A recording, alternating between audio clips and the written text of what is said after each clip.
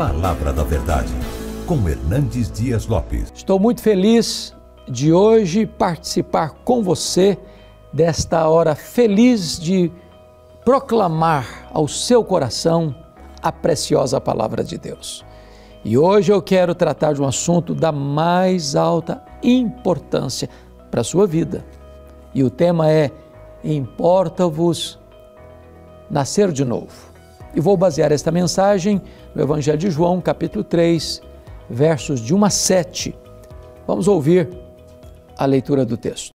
Em 1992, na Igreja Metodista Wesleyana de Mantiqueira, eu aceitei Jesus como Senhor e Salvador. É uma segunda-feira e Mary voltou para Jesus. Nós, apesar de vivermos juntos, ainda não éramos casados. Nos casamos também em 92, porque me foi exposto a o reconhecimento do batismo, e mediante isso eu me casei e me batizei. Algum tempo depois, talvez no máximo 6 meses, eu fui convidado a ir para Santa Cruz da Serra, na época Rua 19, hoje a igreja é na Rua 20, para caminhar ali, pois tinha uma prima que caminhava lá, e logo depois nós mudamos para o outro lado, para o Bossa Nova, na Rua São Paulo primeiro, e depois fomos para Rio de Janeiro. Tem uma turma aqui que caminhou com a gente lá. Lá eu dei os meus primeiros passos. Eu aprendi uma coisa que meu filho me alertou, Felipe, e que eu não tinha notado: a maneira que eu fui treinado e estava buscando treinar a igreja no mesmo modelo. A maneira que eu fui treinado era uma maneira, ou foi uma maneira autônoma. Eu fui treinado com o pastor Marcos Melquisedeque, que dava muita autonomia, oferecia àqueles que caminhavam com ele a possibilidade de terem a maturidade para estabelecer o seu próprio convívio com Deus, apesar de fazer parte da igreja, de um organismo vivo. Inevitavelmente ele dava a mim, não somente a mim, foi lá que eu cresci e aprendi, recebi inúmeras oportunidades, certo, que ele me deu de autonomia. E hoje, quando eu olho para a igreja, eu vejo que eu busco oferecer a mesma coisa. Eu detesto de um ambiente manipulador. Eu detesto pessoas que tentam cercear os nossos pensamentos, a nossa capacidade de raciocínio. Por isso, nossas mensagens, você viu o Diego subir aqui e falar sobre oferta, de uma maneira que busca trazer uma conscientização, um ensino. Quantas vezes uma pessoa precisa te ensinar a ler? A quantidade suficiente até que você aprenda. Depois que você aprende, não há mais necessidade de ensinar você a fazer aquilo. Seria muito legal se no ambiente gospel ou evangélico funcionasse também da mesma forma. O ensino fosse o suficiente até que a pessoa aprendesse. Ao contrário de uma escola comum, não há nenhum impedimento maligno para que você execute, para que você faça. Porém, no ambiente religioso, nós temos sempre um grande opositor, um grande adversário, que por mais que você saiba tudo aquilo que você tem que fazer, forças serão empregadas para te impedir, usando você mesmo, usando o mundo espiritual diretamente sobre você, mexendo com suas emoções, com seus sentimentos e, por que não dizer, até com seu corpo, tendo o poder de oferecer dores e outras coisas mais. Mas também pode usar aquelas pessoas que estão perifericamente aí ao seu lado, filhos, cônjuges, vizinhos, amigos de trabalho. Inevitavelmente, quando o assunto é igreja, não basta falar uma vez. Nós temos que basicamente o tempo inteiro utilizar a didática da repetição. Isso é bíblico. Eu não sei se você já reparou. Se você vai ler, por exemplo, Reis e Crônicas, é praticamente a mesma coisa contada por uma ótica diferente. Se você abre o Novo Testamento, você se depara, por exemplo, Mateus, Marcos, Lucas, e João, narrando praticamente as mesmas coisas. Se você vai olhar, por exemplo, Atos dos Apóstolos ou as cartas paulinas, você vai ver o apóstolo Paulo repetindo coisas que os seus ouvintes já sabem, porque estavam no Velho Testamento, mas Paulo está trazendo a memória das pessoas, porque entende que saber no contexto religioso não é necessariamente estabelecer uma execução diária. Parece que há um lapso, um esquecimento, parece que acontece alguma coisa cuja qual nós não desejamos cumprir. Na verdade, queremos cumprir, sim, mas muitas vezes nós não conseguimos, e por isso você retorna basicamente todas as vezes para ouvir quase as mesmas coisas. É impossível que o marido não saiba que precisa amar a esposa, que um filho não saiba que precisa honrar seus pais, que pessoas não saibam como é que tem que se comportar, qual é o padrão comportamental, qual é o modelo comportamental, quais são os códigos da nossa comunidade religiosa. A maioria das pessoas já sabe. Colocar em prática, me parece, tem sido o grande desafio de todos nós. Quando eu olho para isso, já vem uns dias que eu coloquei no meu coração de aos domingos ministrar uma série chamada Ingredientes de uma Vida Saudável. E no primeiro momento eu falei da fé, aquilo que faz Deus distinguir pessoas. Deus não escolhe pessoas, não. Ele escolhe fé, pessoas capazes de acreditar. É para isso, quando ele olha para Noé, o que vê em Noé? Ele vê em Noé a capacidade de acreditar que ele não vê em outras pessoas. Quando ele olha para Abrão e diz: eu vou formar um povo através de você, porque Abrão era bonito, era alto, era rico. O que tinha esse indivíduo? O que ele tinha é a capacidade de crer, e sustentado nela, ele foi escolhido por Deus para formar um novo povo. Uma das maneiras que nós precisamos entender para viver a nossa vida debaixo de milagres é estreitar o nosso relacionamento para com Deus, e ele é feito através da fé. Sem fé é impossível agradar a Deus. A fé torna possível, não executável, ok?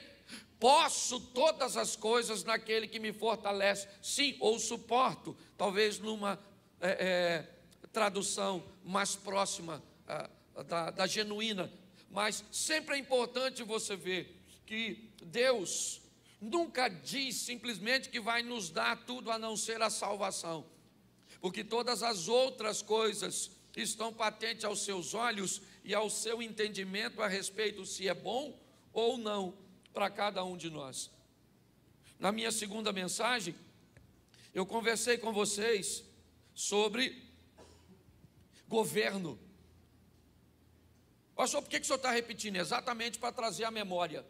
Você quer ter um relacionamento bom para com Deus? Aprenda a ter fé. Por que é que o descrédito é algo extremamente expansivo, grande, nos dias de hoje, apesar de não é de hoje que isso acontece? Porque inevitavelmente, como seres humanos, podemos cometer o erro, o equívoco de tratar a Deus, nivelando Deus no mesmo ambiente que nós estamos inseridos. Quando nós olhamos para uma série de instituições hoje, nós olhamos que há uma ausência de fé em nós para acreditarmos nessas pessoas.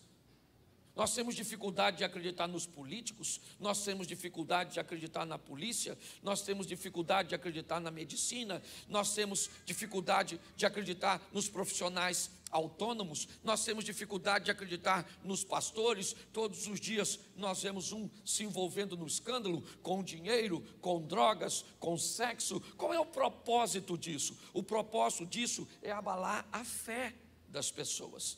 Por que é que temos uma mídia tão preocupada e focada em descredenciar a igreja? Não.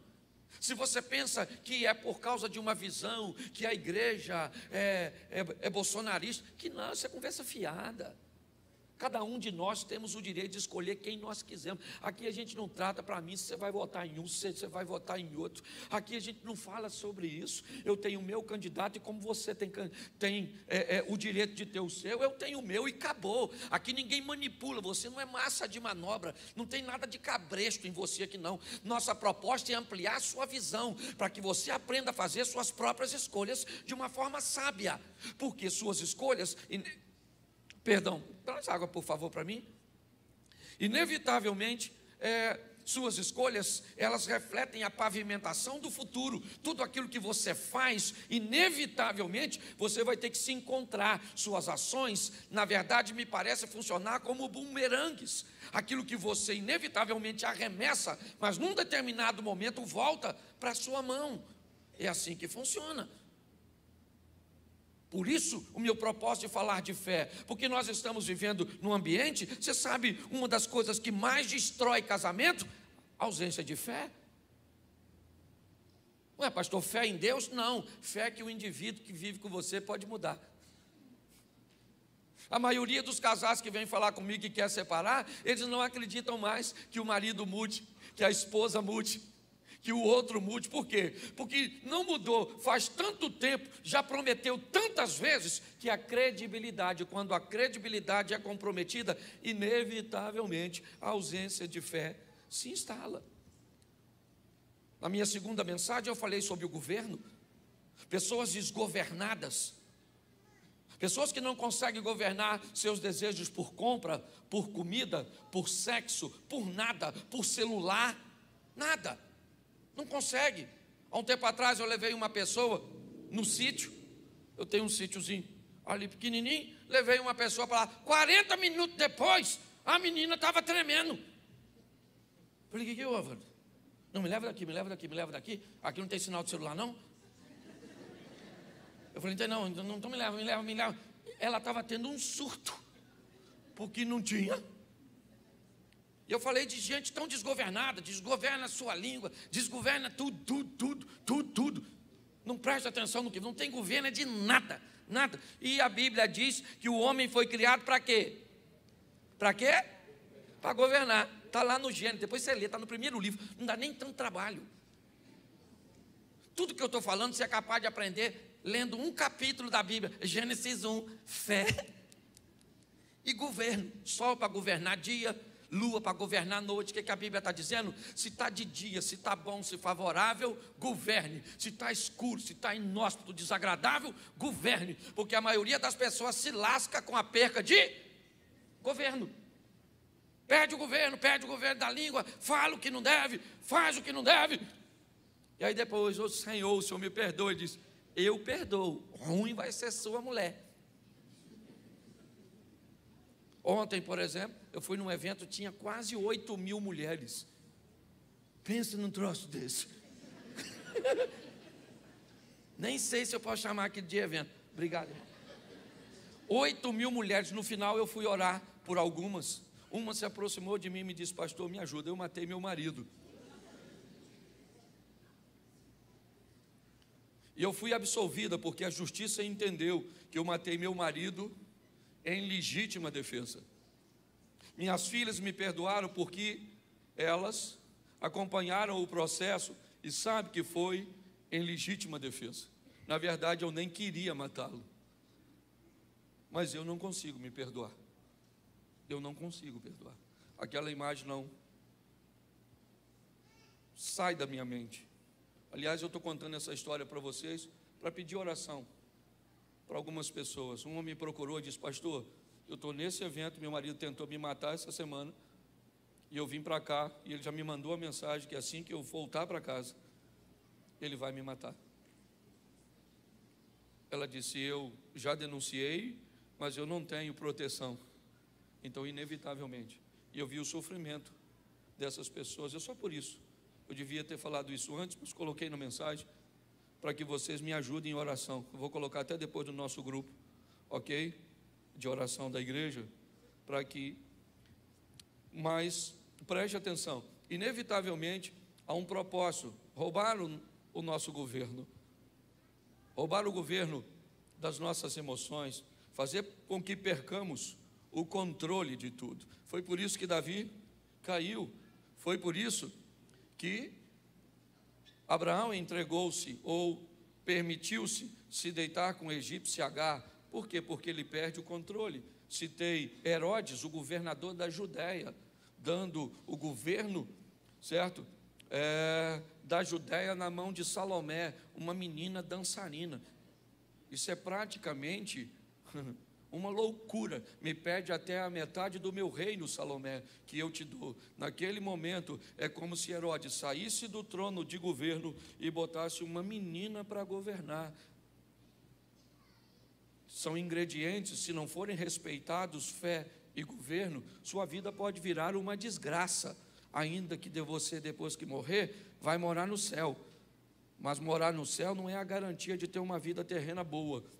E hoje eu quero falar do terceiro ingrediente, eu quero falar de pessoas. Vai ser rapidinho, certo? Nós vamos falar dos desafios dos relacionamentos. É isso que eu quero falar com você. Porque inevitavelmente não dá para viver nesse mundo sem se relacionar com gente. E 3 coisas eu separei para você, esse culto é bem mais curtinho, certo? Mas eu preciso, primeiro, dar 2 textos bíblicos que enfatizem, porque é assim que funciona. Deixa eu te avisar uma coisa. Se você entende um pouco de Bíblia, nunca se sustenta uma tese bíblica pautada em apenas um texto. Nunca. O correto é que uma tese bíblica sempre esteja pautada em 3 ou, se possível, mais textos, porque senão alguém pega um único texto contextualizado numa história totalmente diferente e fica fácil enganar você. É como se alguém, imagine, a mulher sábia edifica, aí alguém olha para você e diz: olha, essa frase está errada, vou ler para você direito. A mulher sábia edificar em casa.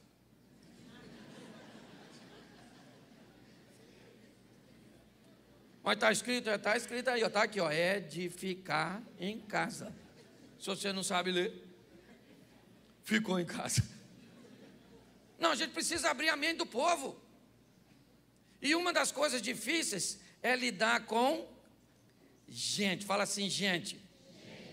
Diga, a pessoa mais difícil que eu já tive que lidar, diga. Sou eu.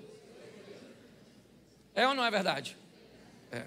Então, 2 textos só para você entender. Eu poderia te dar mais, mas eu não tenho tempo. Gênesis 2:18, bota aí rapidinho. Não vou passar do horário não, já o povo está saindo para chegar outro. Gênesis 2:18. Quem falou foi Deus. E disse o Senhor Deus. O que Deus disse? Não é bom que o homem esteja? E vou fazer uma mulher, para que ele tenha com ela filhos, para que eles montem uma sociedade juntos. É isso. Irmãos, primos, tudo isso vai surgir dessa primeira família, porque para Deus não é bom que o homem esteja. Aí algumas pessoas querem viver no isolamento. Você tem um direito, só que não é bom. Porque se Deus diz que não é bom, não é bom. Agora cá convenhamos, tem as coisas boas de se relacionar. Bom, tem coisa boa em ter marido? Tem ou não? Mas tem coisa ruim em ter marido? Tem. Tem coisa boa em ter esposa, marido? Mas tem coisa ruim? Tem coisa boa em ter filho? Mas tem coisa ruim também? Isso aí. Tem coisa boa em ter sogra?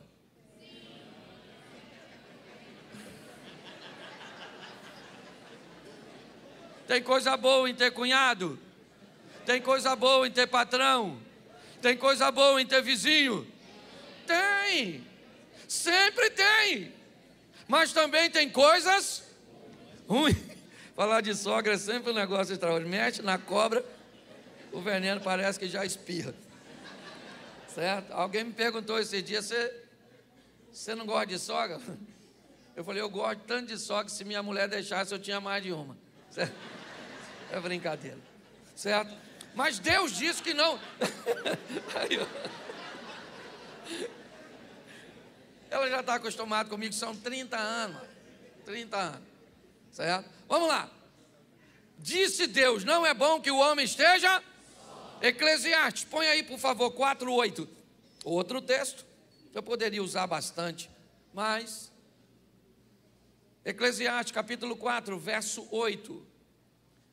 Há um que é só e não tem segundo, ou não tem alguém. Sim, ele não tem filho e nem irmã. E contudo, de todo o seu trabalho não há fim, nem os seus olhos se fartam de riquezas. E ele não diz, para quem trabalho eu, privando a minha alma do bem? Isso também é vaidade e enfadonha ocupação. Continua. Melhor é serem dois do que um, porque tem melhor paga no seu trabalho, eles rendem mais.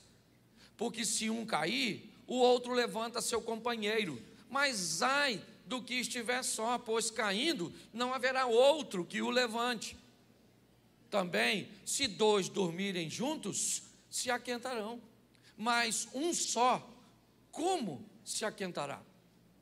E se alguém quiser prevalecer contra um, os dois resistirão. E o cordão de 3 dobras não se quebra tão depressa.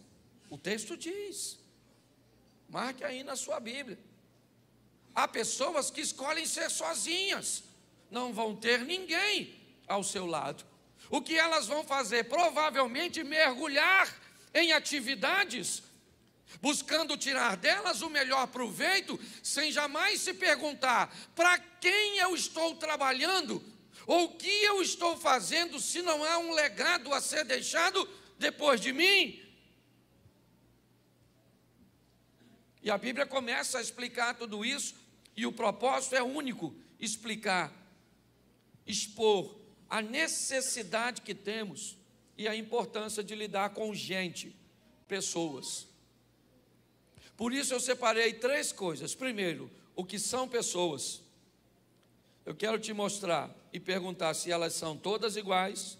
E por último, eu vou te mostrar o que nos aproxima e o que nos distancia. É rapidinho, parece muita coisa, mas não é não. O que são pessoas? Bota o texto, eu quero o texto para o povo ler. 1 Tessalonicenses, capítulo 5, verso 23. 1 Tessalonicenses 5, me ajuda aí, irmão, que hoje eu vou precisar bastante de texto, tá bom? Se puder já ir anotando, porque no segundo culto fica mais fácil. 1 Tessalonicenses, capítulo 5, sei que o equipamento aí não está legal, eu já vi que ele não estava funcionando bem. Se não der para colocar, é só sinalizar que eu resolvo aqui. Tá bom, Douglas? Me avisa aí. 1 Tessalonicenses 5, 23, porque não pode demorar, senão atrapalha o andamento aqui. Isso. E o mesmo Deus de paz vos santifique em tudo. Repita comigo: todo o vosso espírito e alma e corpo. Tome somente aí, para a gente ganhar tempo. O mesmo Deus vos santifique em tudo, ok? Tudo, tudo, tudo, tudo, totalidade. E o que é o tudo aqui? O ser humano. E tudo do ser humano se resume numa das suas semelhanças para com Deus. Qual é, pastor? A Trindade. Façamos o homem à nossa imagem e à nossa semelhança. A semelhança não era física, lógico. Uma das semelhanças nossas para com Deus é o poder de criatividade que herdamos dele, é verdade. Mas uma das semelhanças mais claras é a Trindade. Assim como ele é Pai, Filho e Espírito Santo, nós somos corpo, alma e espírito. E aí eu quero mostrar a você que se pessoas são corpo, alma e espírito, ela tem 3 necessidades. E quando você tiver um problema com pessoas, quando você quiser investir em pessoas, defina quais das 3 áreas fará seu investimento, ou você irá analisar para resolver uma questão. Pessoas vão ter problemas em áreas físicas, materiais, corpo, terão problemas em áreas emocionais, alma, e terão problemas em áreas espirituais, espírito. Então eu vou te mostrar e você faz a sua leitura do texto bíblico para mim, por favor. Gênesis, capítulo 30, ou capítulo 25, verso 30. Coloca para mim. Se é corpo, alma e espírito, me ajude a entender isso aí. Gênesis 25, 30. E disse Esaú a Jacó: deixa-me, peço, comer desse guisado vermelho, porque estou cansado. E por isso chamou o seu nome Edom. Nós olhamos para uma necessidade de um camarada que vai se enfiar numa das maiores enrascadas da sua vida. E o que Esaú tem? Uma necessidade física, emocional ou espiritual? Faz a leitura para mim. Física por quê? Porque ele tem? E quando tem fome, perde o governo, vende sua primogenitura para seu irmão. Uma queda estabelecida por uma necessidade material.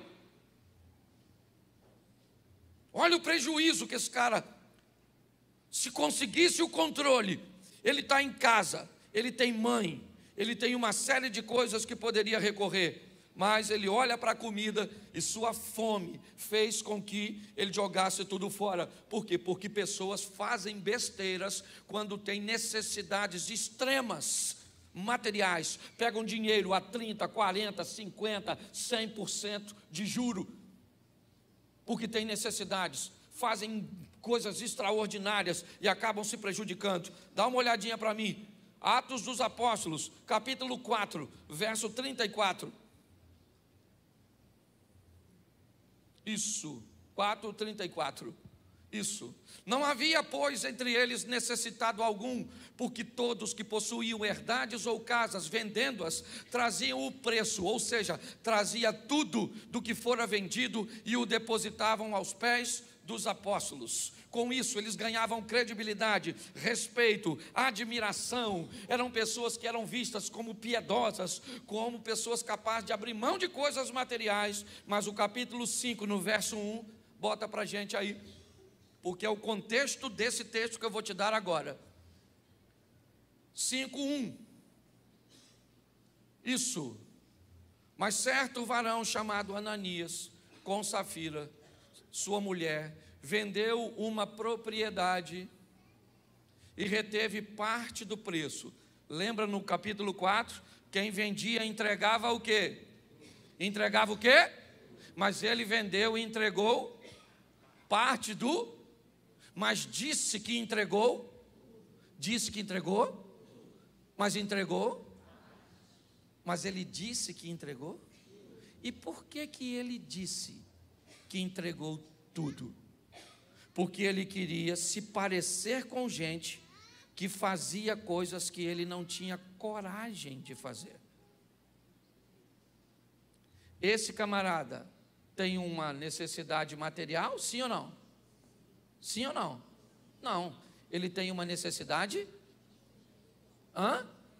emocional. O que ele quer é se parecer. O que ele quer é que as suas emoções sejam satisfeitas com admiração. Ele quer ser ovacionado, ele quer ser respeitado, ele quer ser visto da maneira que os outros é visto. Sabe o que acontece com ele e a mulher dele por uma necessidade emocional? Os dois morrem perante Pedro, que disse exatamente o seguinte: Ananias, por que você veio aqui contando mentiras? A propriedade não era sua, cara. Vendendo você ficava com o dinheiro todo, ficava para você. Ou então vinha aqui e dizia: olha gente, eu vendi por 50 mil, mas eu só vou dar 25, porque eu estou precisando do restante. Beleza, ninguém está te pedindo nada. Muitas pessoas, e tem gente caindo, certo? Vivendo coisas muito ruins, por suas necessidades emocionais, pessoas que precisam de aceitação, pessoas que não toleram o potencial de outras pessoas, mas é um negócio horroroso, essa parte, essa necessidade das nossas emoções, que fazem parte de nós não temos como abrir mão disso. O que temos que fazer é voltar na mensagem anterior, que falávamos de quê mesmo, gente? De quê? De governo. governo minha vida. Eu já falei isso aqui. Eu fui jantar com o Mary uma vez, na hora que veio a conta foi R$3.500. Um negócio de um tal de um fundi, que nem comida direito era, lembra, Mary? A gente devia estar umas 12 pessoas, 3 contas 500, eu falei, o que é isso? Naquele dia eu falei para ela, eu não podia brigar com ela, porque quem tinha convidado ela para ir era eu. Porque se fosse ela que me botasse numa furada dessa, o bicho ia pegar. Mas ela olhou para mim, como quem disse, esse bem feito, lembra? Estou rasgando o coração hoje aqui, filho. E aí depois, na hora de ir embora, eu falei com ela, querida, olha só, nunca mais nós saímos com esse povo para comer. Nem para tomar água, quanto mais para comer. Você tem que aprender a se controlar a necessidade. Só que, preste atenção, ela é só gente da alta, né, Jane? Nossa, eu me senti importantíssimo. Mas custou.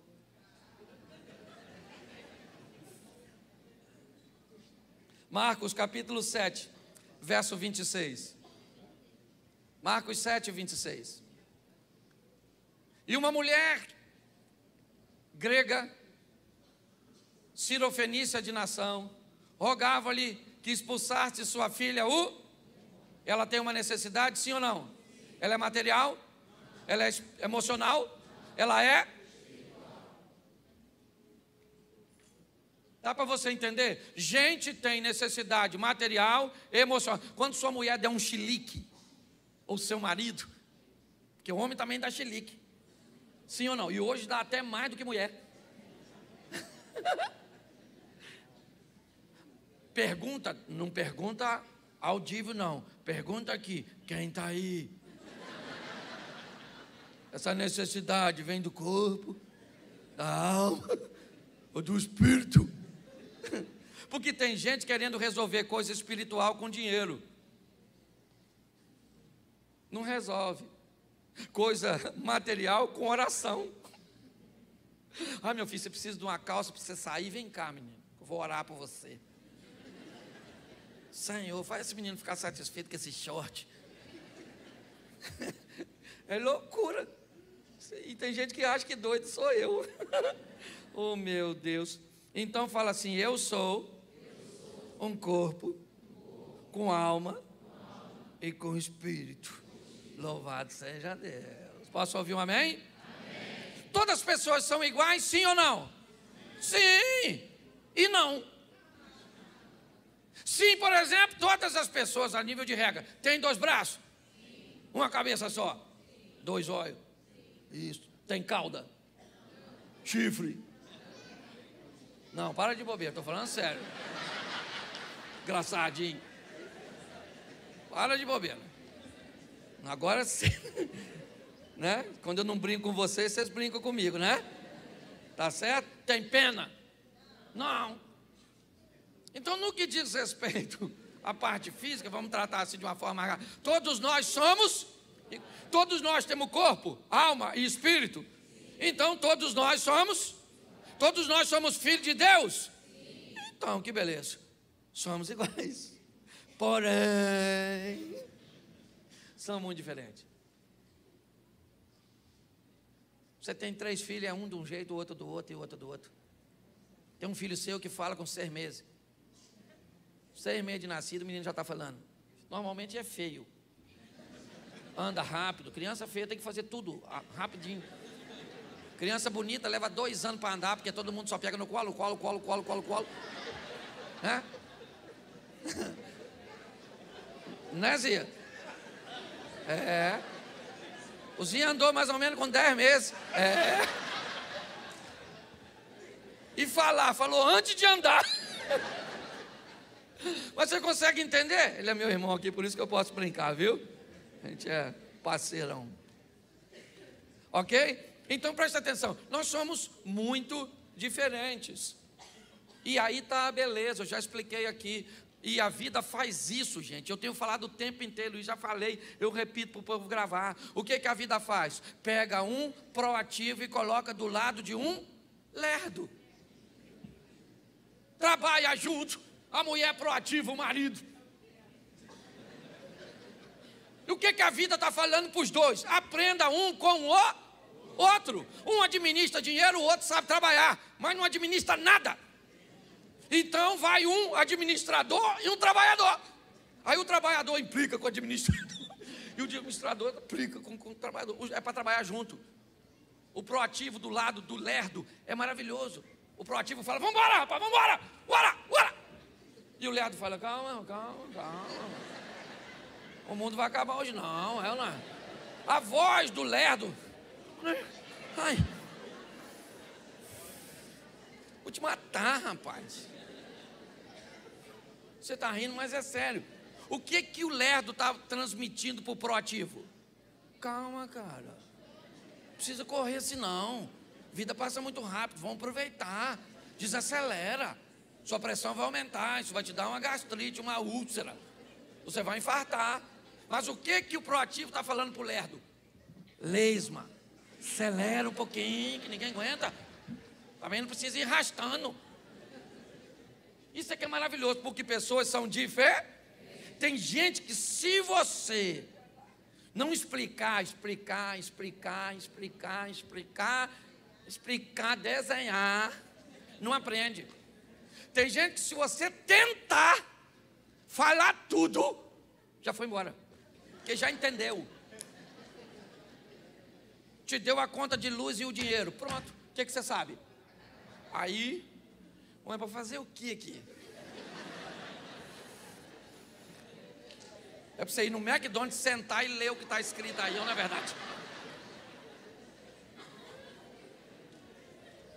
Mas tem gente, é assim ou não é? Tem gente que pega nu, mas tem gente que, se você abrir a cabeça e botar dentro, não funciona. Isso é maravilhoso, gente. Isso é gostoso demais, porque diminui uns, aumenta outros. Isso é muito gostoso. Então aprenda a lidar com gente. Na igreja tem gente, mas muito difícil, que se eu não conhecesse o sistema, eu diria que veio direto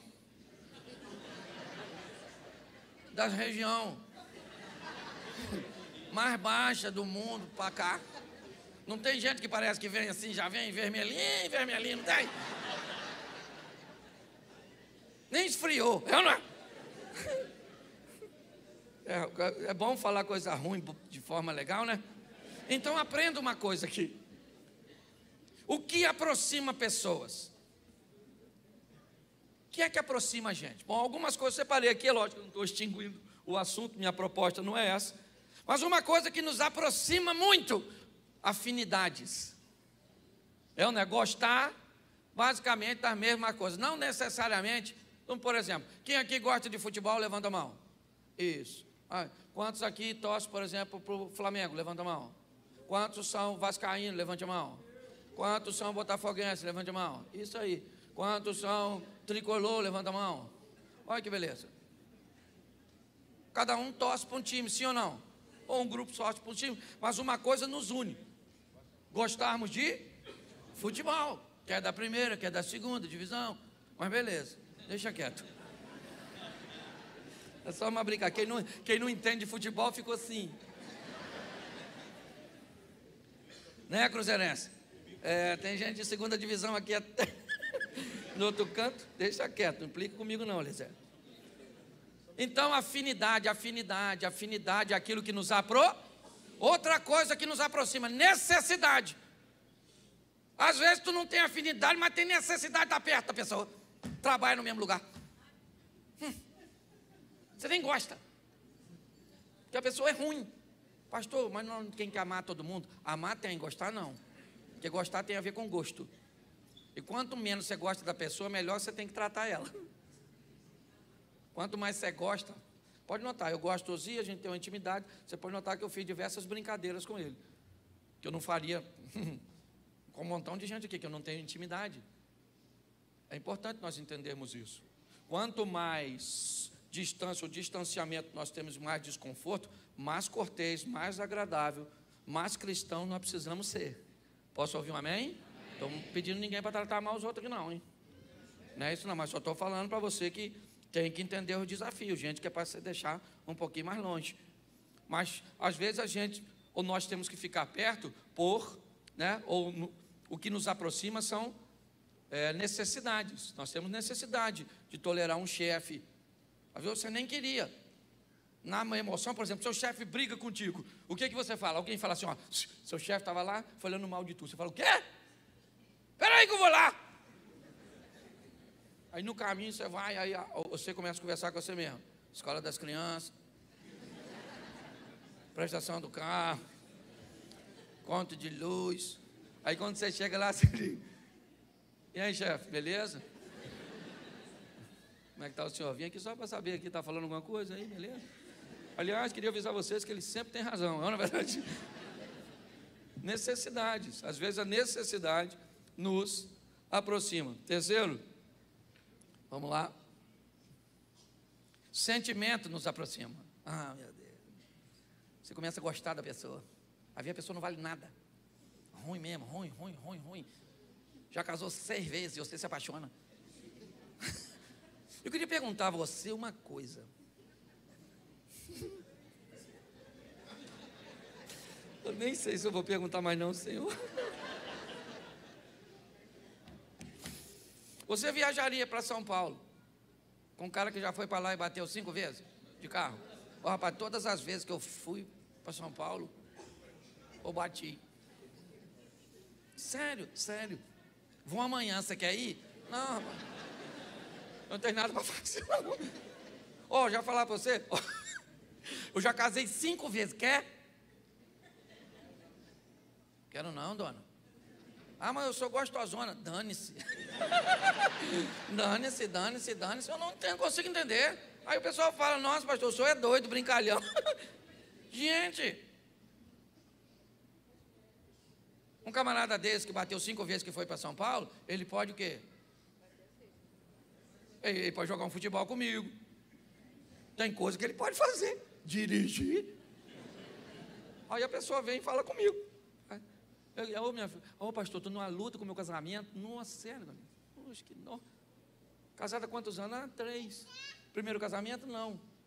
Ah, não? Não. O seu, esse é o 3º. E o dele é o 4º. Por isso não é casamento, isso aí é UFC. A pergunta certa não é se vai dar certo ou não, é só quando vai dar errado, que a gente já sabe que a via de regra é isso que vai acontecer. Mas sentimento nos aproxima. Às vezes é um sentimento de amizade que você nutre pela pessoa.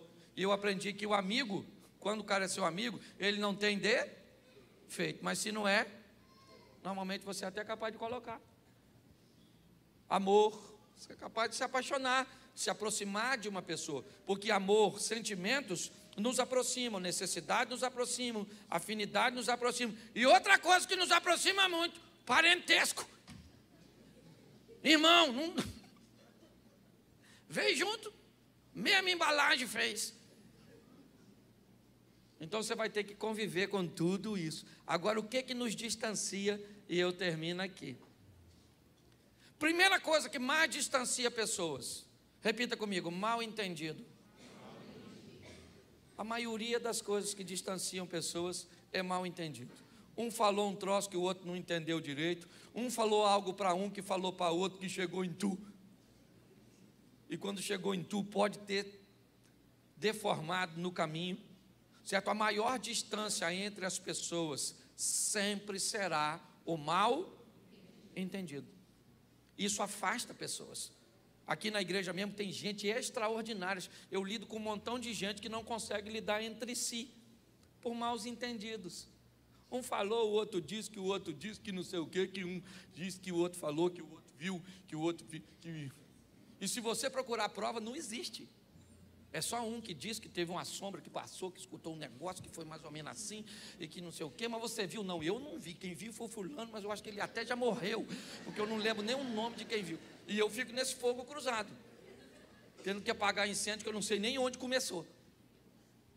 Então é difícil lidar com gente, pessoas, ingredientes necessários, porém precisamos de habilidade. Outra coisa que distancia a gente, resultado. Pensa num troço que distancia. Quando alguém tem um resultado melhor que o seu. Já diz o Caim com Abel. Ah, tá vendo? Que não gosta daquele ali, não.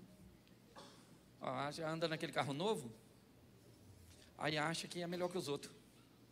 Olha lá, emagreceu, agora está se achando. Ó, e o peso que ela perdeu, eu achei.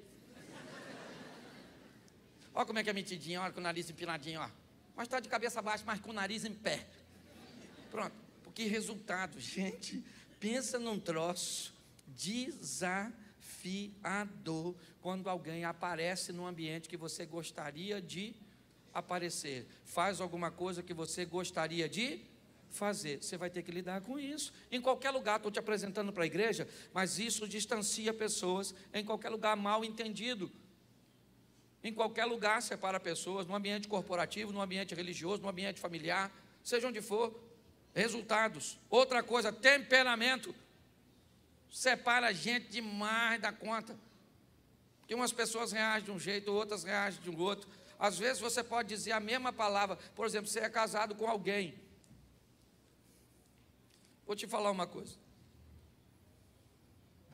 No mundo animal, a hiena tem um dos sucos gástricos mais poderosos do reino animal.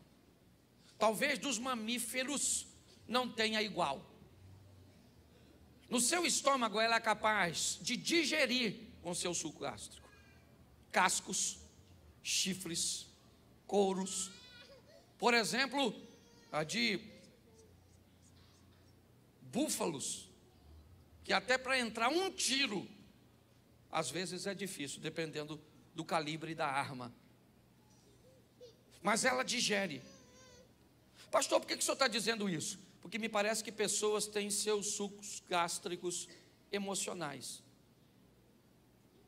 Gente, algumas pessoas têm capacidade de digerir fatos, acontecimentos, de ter preferências.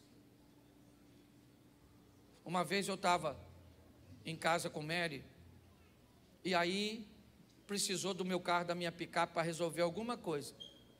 E quando eu cheguei, ela tinha emprestado o carro, a picape, a minha picape, para resolver alguma coisa. E eu cheguei, como eu precisava da picape, eu olhei para ela e estava nervoso e disse para ela: você gostaria que eu emprestasse seu carro? Ela disse: não, mas eu ligo, você não. E ela não falou mentira. O que me deixou naquele momento, talvez um pouco desconfortável, foi porque eu precisava do carro, mas eu não ligo. Então, se eu não ligo, ela pode emprestar meu carro, mas eu não posso emprestar o dela, porque tem coisas que eu não ligo, mas ela liga, e vice-versa.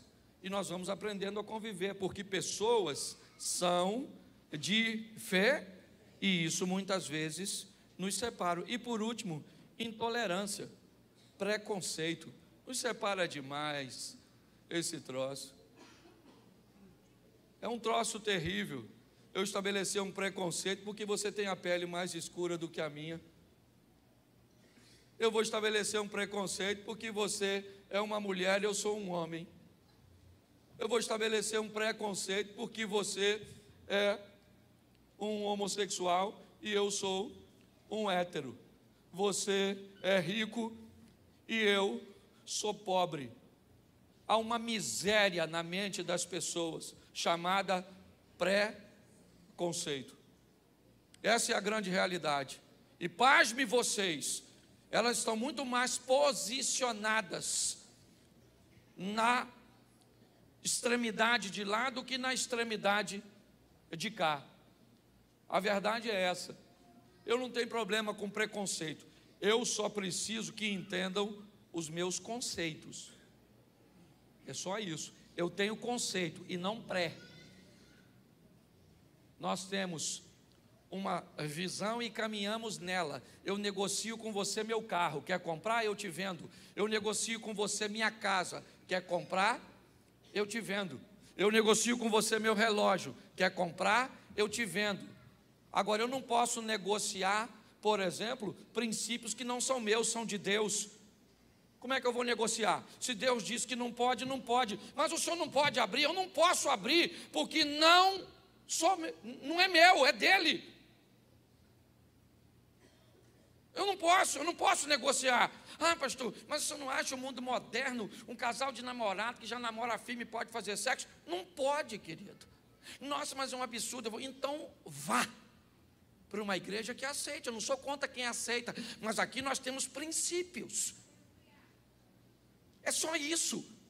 E nós não vamos negociar aquilo que não é nosso, que é de Deus. E o dia que você achar que não dá para caminhar com a gente, primeiro venha esclarecer o motivo pelo qual quer ir embora. E depois eu aprendi na maturidade. Todos os dias tem gente chegando e todos os dias tem gente indo embora. Então, para quem chega, eu abro os braços. Para quem vai, eu aceno. Mas a minha vida tem que continuar e a sua também. É assim que funciona. Agora, não existe protocolo na sua casa? Existe, porque a casa é sua. Na sua casa entra bebida alcoólica? Na sua casa entra filme pornográfico? Por quê? Porque o protocolo da sua casa é determinado por você. Nós precisamos colocar esses ingredientes. E hoje aqui eu encerro falando nesse ambiente de pessoas, que não dá para mim extinguir o assunto em 45 minutos. Mas eu queria que você estivesse, primeiro, preparado com a fé. Segundo, governasse principalmente a você mesmo. 1000 cairão ao teu, 10.000 à tua. Sabe por quê? Porque você não tem o controle daquilo que acontece ao seu redor. Mas quando chega em você, mas você não será, porque você pode ter o governo de si mesmo.